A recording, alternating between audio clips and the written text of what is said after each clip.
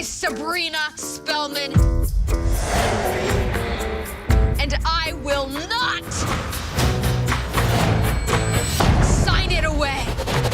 You guys are back together on the episodes that we've seen. Why is it that always happens right after a female character on a show is like, I'm going to take some time for myself? I know, right? To be quite honest, I think that Sabrina, more than just taking time for herself, just kind of needed a break from drama, I think. And I think that her sort of negotiation with getting back together with Nick is that, like, let's keep this a little more drama free than it was.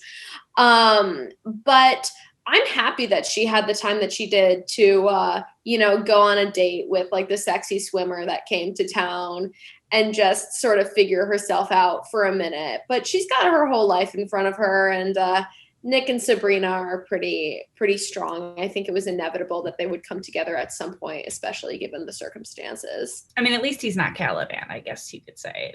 I guess we could say that. We could say that much. You can't forget about Melvin either, though. Come on. Melvina was great for an episode. That was the only one I was really nervous about.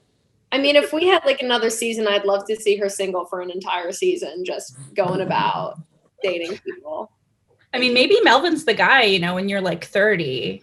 Yeah. Like Melvin's the guy you marry. Do you know what I mean? I don't know. So when you settle down and you want someone kind and good that can like throw a football around the kids. What do you think changed Nick's mind? I mean, he sort of explains a little, and you obviously probably know more than we do about what comes after this. Why do you think he went for it? The thing that I really love about Nick is that he never gets pigeonholed into one place for too long. Do you know what I mean? Like in part 2, he's really sort of opening up to Sabrina and being vulnerable for the first time. Part 1, he's kind of this flirt, and part 2, he's becoming more vulnerable. And in part 3, he's really in a traumatized way.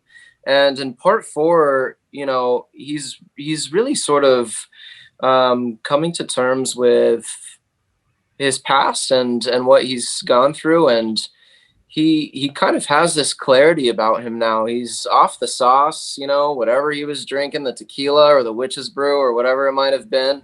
And he's focusing more on what matters and love. And the thing that Sabrina showed him, which was rooted in love, has made such an incredible impact on him that, he can't ignore that. Can you talk a little bit about sort of like the parallel universe anti-pop-up that we see? Like, how did that come together, and like, what was that experience like?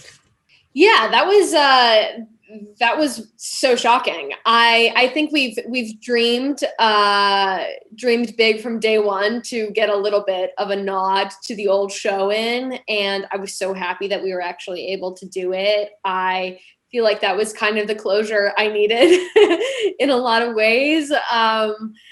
I think that was so fun and so cool, and just working with Beth and Caroline was pretty surreal. It was pretty wild to actually see them on set. I could not believe it. It's better than like an animatronic cat, I guess. Right? Oh my gosh. Yeah. I mean, no shade, but yeah. You're enjoying this. Being back in action?